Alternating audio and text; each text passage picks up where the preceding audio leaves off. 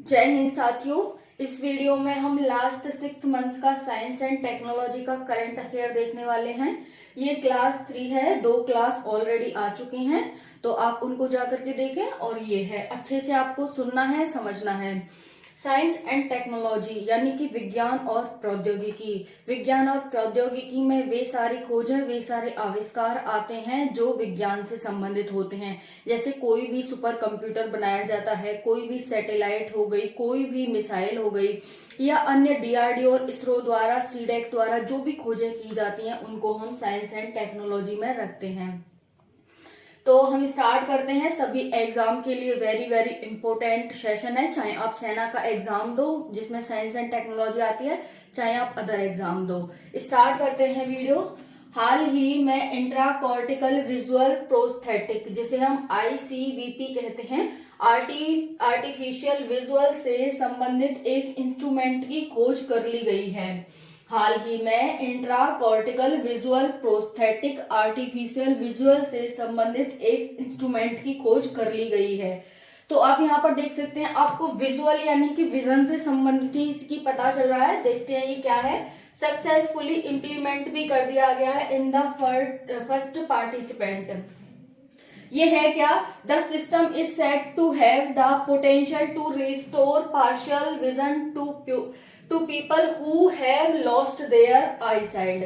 यहाँ पर देख सकते हैं साइट। तो ये किससे संबंधित है? अब आपको पता चला होगा, जो लोग अपनी आई साइड खो चुके हैं, ओके, देखने की क्षमता खो चुके हैं, उनको एक ऐसा इंस्ट्रूमेंट दिया गया है जिसका नाम इंट्राकॉर्टिकल विजुअल प्रोस्थेटिक नाम है इसका।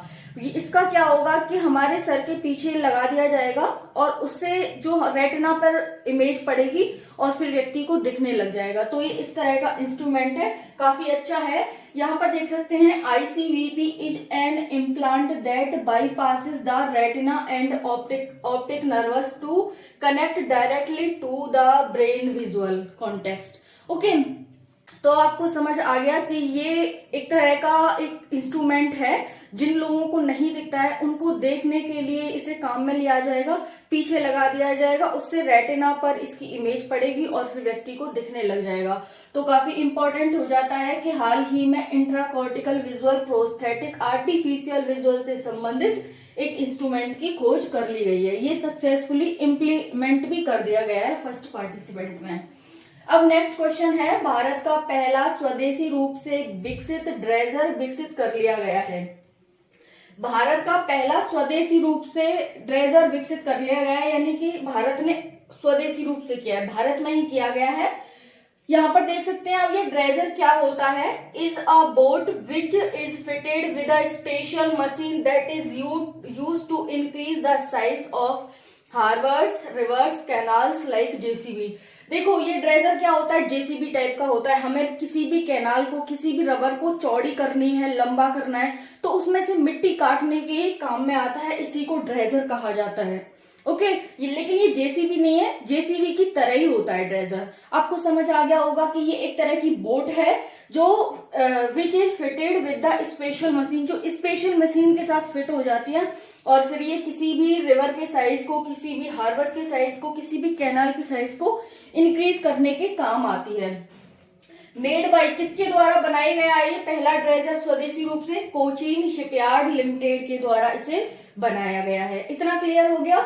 अब नेक्स्ट देखते हैं, यहां पर इसका और देख सकते हैं कि यहां पर है कोचीन शिपयार्ड लिमिटेड ने ड्रेजिंग कॉर्पोरेशन ऑफ इंडिया के साथ मिलकर के समझौता किया है, यानी कि कोचीन शिपयार्ड और ड्रेजिंग कॉर्पोरेशन दोनों इसे मिलकर के बनाएंगे। इसकी लागत कितनी आएगी? 920 करोड़ रुपए में ये ड्रेजर बनके तैयार होगा। साइन कब हुए थे इस पर? 17 मार्च 2022 को हुआ था। 34 महीने में ये कंप्लीट कर लिया जाएगा। इस तरह से आप देख सकते हैं, काफी इंपॉर्टेंट क्वेश्चन है। नेक्स्ट देखते हैं, भारत का पहला FSRU ह्यूजजेंट LNG terminal Jaigarh terminal Maharashtra में स्थापित किया गया है।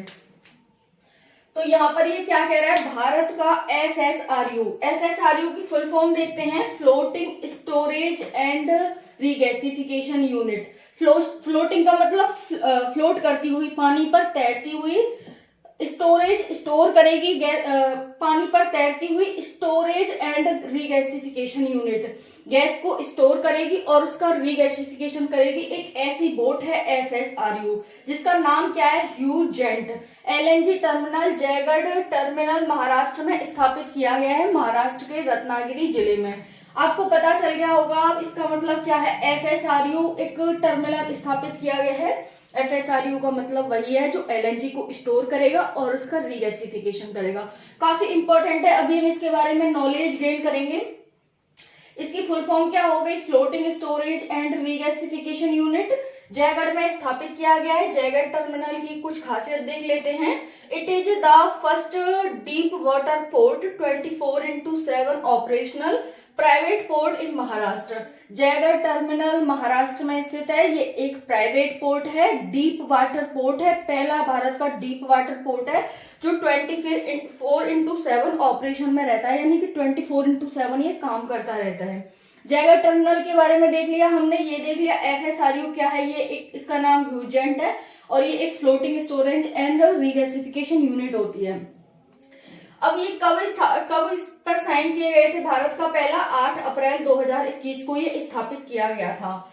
कहां पर किया, ये लाया गया है, देखो इसे सिंगापुर के से लाया है भारत के द्वारा और इसे जयगढ़ टर्मिनल महाराष्ट्र में स्थापित किया गया है। तो यहाँ पर देख सकते हैं महाराष्ट्र के कैपल शिपयार्ड सिंगापुर से इसे खरीद कर लाया गया है। इसका एम क्या है, यानी कि भारत किस वजह से इसे लाया है, तो this will be the first FSRU based LNG terminal and it makes a new chapter in India's mission for accelerated LNG infrastructure growth, national gas infrastructure को बूस्ट करेगा।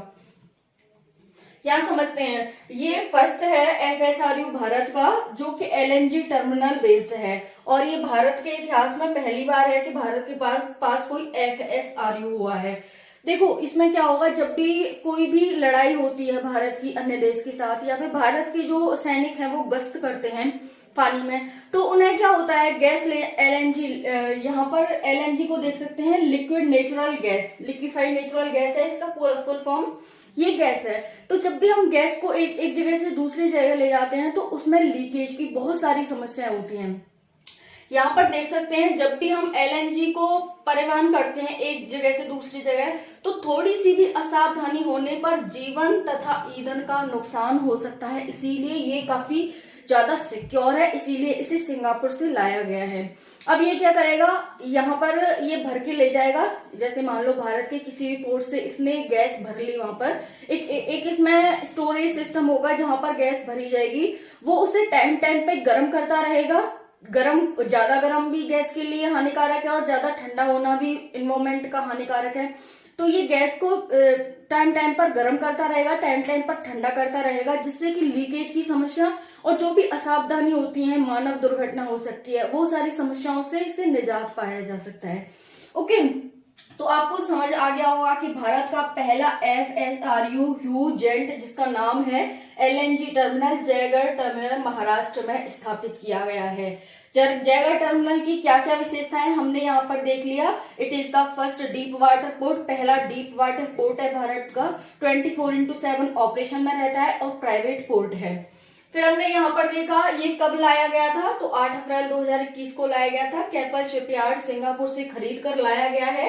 एम क्या होगा इसका, एम यही होगा कि जिस तरह से हम गैस को ले जाते हैं उसमें अच्छे से हम उसे मतलब सावधानी के साथ एक जगह से दूसरी जगह गैस को हम ले जा सकें, क्योंकि पानी में गैस को ले जाते हैं ना, वैसे तो चलो कोई बात भी नहीं हम ले जा सकते हैं, लेकिन पानी में गैस को ले जाते हैं तो काफी बड़ी समस्या हो सकती है। इंसान के पास बचने का भी टाइम नहीं रहता, वो बचेगा कहाँ, बचकर जाएगा, इस वजह से ये काफी इंपॉर्टेंट हो जाता है। यहाँ पर रीगैसिफिकेशन प्लांट होगा, इसमें जो LNG को लिक्विड नेचुरल गैस को टाइम पर उसे गर्म करता रहेगा और ठंडा करता रहेगा। अब नेक्स्ट देखते हैं, बंदरगाह नौ परिवहन और जलमार्ग मंत्रालय ने कोचीन शिपयार्ड लिमिटेड में भारत के पहले स्वदेशी हाइड्रोजन ईंधन वाले इलेक्ट्रिक जहाजों के निर्माण को मंजूरी दे दी है। ये बंदरगाह नौ परिवहन और जलमार्ग मंत्रालय मंत्री कौन है, सर्बानंद सोनोवाला हैं। इनके द्वारा कोचीन शिपयार्ड लिमिटेड में भारत के पहले स्वदेशी रूप से विकसित हाइड्रोजन ईंधन वाले इलेक्ट्रिक जहाजों को निर्माण को मंजूरी दे दी है। यानी कि देखो इसमें हाइड्रोजन भी होगा, हाइड्रोजन ईंधन भी होगा और यहाँ पर इलेक्ट्रिसिटी भी होगी। इसीलिए इसे क्या कहा जा रहा है, इसीलिए यहाँ पर इसे ड्यूल सिस्टम कहा जा रहा है कि इसमें एक ड्यूल सिस्टम लगाया गया है। इतना समझ आ गया। इसकी लागत कितनी आएगी, 17.50 करोड़ रुपए की लागत आएगी। 75% सेंट्रल गवर्नमेंट देगी और 25% स्टेट गवर्नमेंट के द्वारा इसे दिया जाएगा।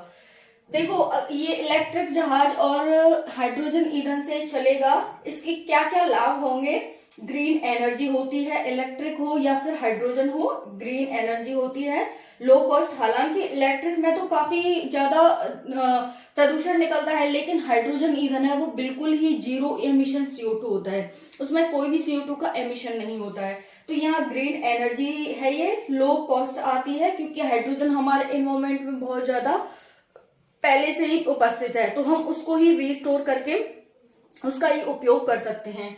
तो लो कॉस्ट आएगी, इन्वायरमेंट फ्रेंडली होता है, जीरो कार्बन एमिशन होता है, एफिशिएंसी इसकी बहुत ज्यादा होती है और लो कार्बन एमिशन हो गया।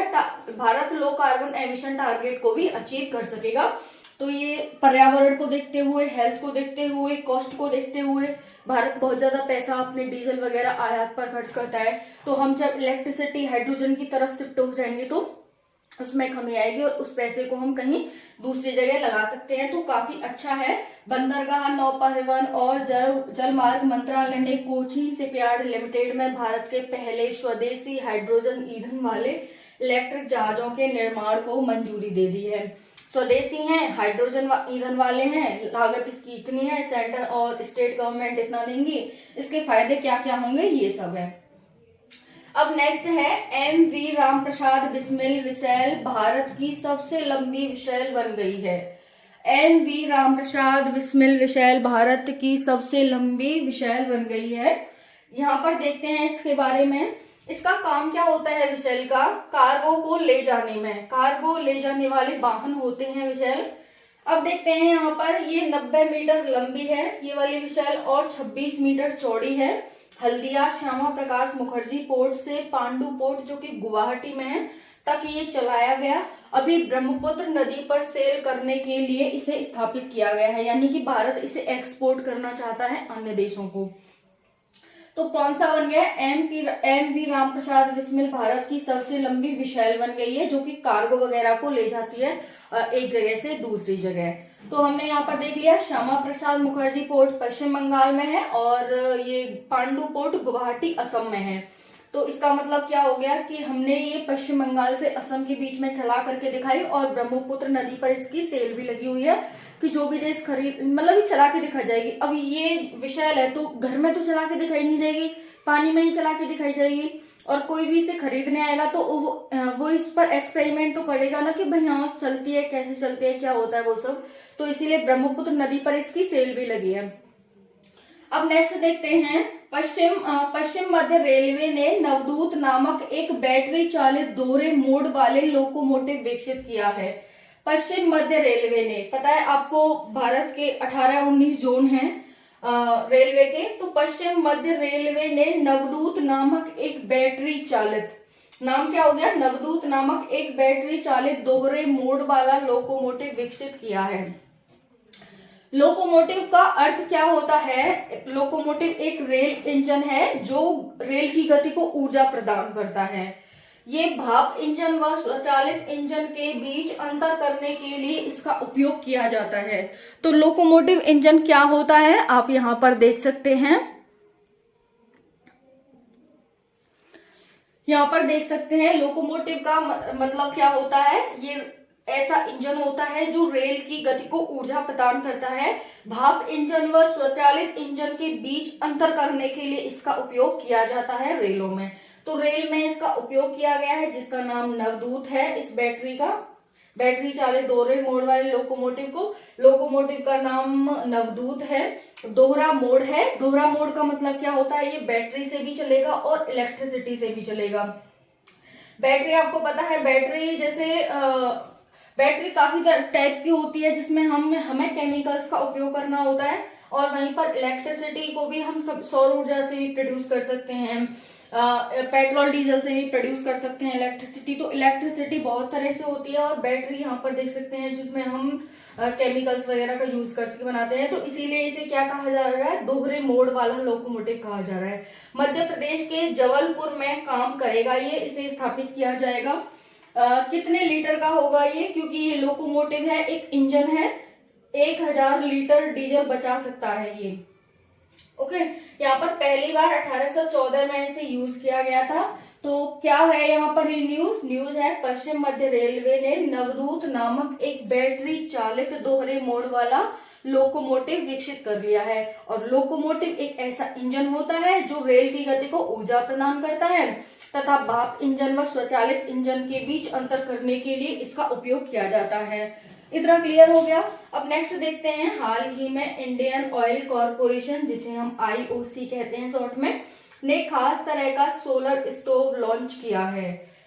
हाल ही में IOC ने खास तरह का सोलर स्टोव, सोलर से ही पता चल रहा होगा सूर्य से संबंधित है, और स्टोव का मतलब कुछ बनाने से संबंधित है। जैसे स्टोव होता है ना गैस वगैरह का, तो उससे संबंधित है। सोलर स्टोव लॉन्च किया है, इसका नाम हो गया सूर्य नूतन। तो सूर्य का मतलब सूर्य की किरणों से चलेगा, और नूतन है ये, इसका नाम सूर्य नूतन हो गया। अब इसकी विशेषताएं क्या क्या हैं, यहाँ पर देख सकते हैं। ये रिचार्जेबल है, इसे रिचार्ज, जैसे कि एक बार खत्म हो गई गैस तो उसे हम रिचार्ज भी कर सकते हैं। सोलर एनर्जी से चलेगा, इंडोर कुकिंग होगा। अभी तक आपने देखा था कि अगर हमें सोलर एनर्जी यानी कि सूर्य की एनर्जी को यूज करना है तो हमें आउटडोर ही जाना पड़ेगा, यानी कि ऐसी जगह पर कोई भी हमें बैटरी लगानी पड़ेगी, कुछ भी लगाना पड़ेगा जिससे कि बैटरी सूर्य से चार्ज हो जाए। बट ये इंडोर है, यानी कि अगर आपके डोर क्लोज भी हैं उसके बाद भी ये आपके घर को एनर्जी दे सकता है। तो इसीलिए इंडोर कहा जा रहा है, सोलर एनर्जी से चलेगा। इंडोर कुकिंग में यूज किया जाएगा, यानी कि कुकिंग आप करते हो ना तो उसमें आपको गैस जलानी पड़ती है। गैस जलाने की जरूरत नहीं है, सूर्य से जो किरणें आएंगी वो आपके घर के अंदर आ जाएंगी। इसमें इस तरह की विशेषताएं इसमें लगाई गई हैं कि आपके घर अगर डोर बंद है उसके बाद भी आपके घर के अंदर आ जाएगी और आप अच्छे से खाना पका सकते हैं, सब कुछ कर सकते हैं उस पर। इसीलिए इंडोर कुकिंग में यूज होगा। ऑयल मिनिस्ट्री हरदीप सिंह पुरी के द्वारा इसे लॉन्च किया गया है। हाइब्रिड मोड पर काम करेगा, सौर और सहायक ऊर्जा दोनों लेने में सक्षम होगा। अगर आप सौर ऊर्जा से चलाना चाहते हो तो सौर ऊर्जा से चला लो, या फिर गैस लेना चाहते हो, गैस से चलाना चाहते हो तो गैस से चला सकते हो। इतना क्लियर हो गया होगा। नेक्स्ट है IOC के बारे में देख लेते हैं। IOC की स्थापना 30 जून 1959 को हुई थी। इसके चेयरमैन श्रीकांत माधव वैद्य हैं। ऑनर कौन है, गवर्नमेंट ऑफ इंडिया है, क्योंकि अभी भी गवर्नमेंट ऑफ इंडिया की इसमें 52% भागीदारी है। हेडक्वार्टर कहाँ है इसका, हेडक्वार्टर न्यू दिल्ली में है। सूर्य नूतन कहाँ विकसित किया गया है, तो इसे फरीदाबाद में इंडिया ऑयल लुकआउट और डिटेक्टर सेंटर के द्वारा इसे विकसित किया गया है। यानी ये फरीदाबाद में विकसित किया गया है, किसके द्वारा, इंडिया ऑयल लुकआउट और डिटेक्टर सेंटर के द्वारा विकसित किया गया है। ओके, तो ये सारी न्यूज है, काफी इंपॉर्टेंट है, साइंस एंड टेक्नोलॉजी का करंट अफेयर। जय हिंद, जय भारत।